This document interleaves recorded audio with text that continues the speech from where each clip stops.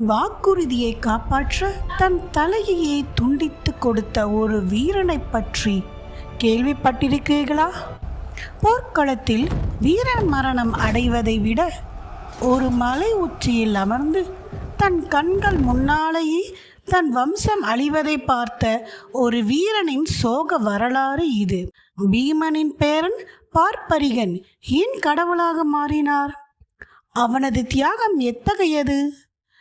இந்த வீடியோ போகிறதுக்கு முன்னாடி இந்த சேனலை சப்ஸ்கிரைப் பண்ணாதவங்க சப்ஸ்கிரைப் பண்ணிக்கோங்க.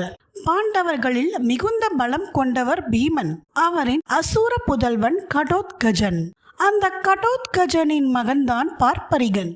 தந்தைக்கும் தாத்தாவிற்கும் இல்லாத பேராற்றல் பார்ப்பரிகனிடம் இருந்தது.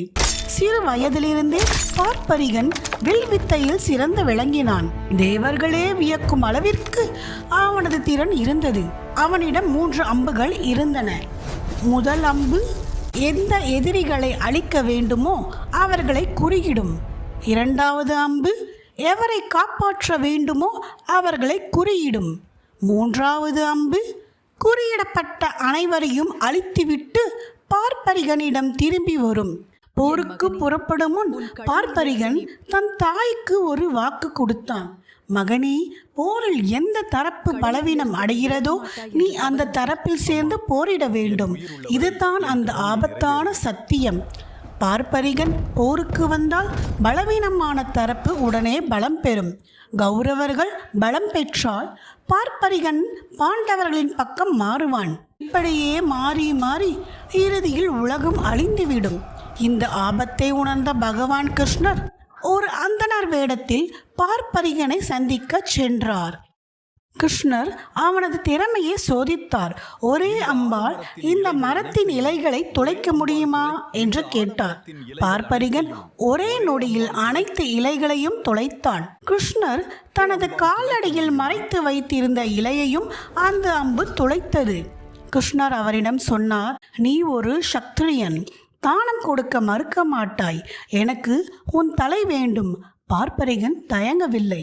தாய்க்கு இட்ட சத்தியத்தை மீறாமல் அதே சமயம் கிருஷ்ணரின் தந்திரத்தையும் ஏற்று தன் உயிரையே பலியாக அளித்தான். ஆனால் அவனுக்கு ஒரு கடைசி ஆசை இருந்தது.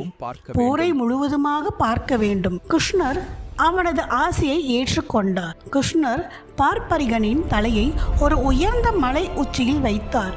உயிருடன் இருந்த அந்த தலை 18 நாட்கள் நடந்த முழு குருஷேஸ்திர போரையும் பார்த்தது.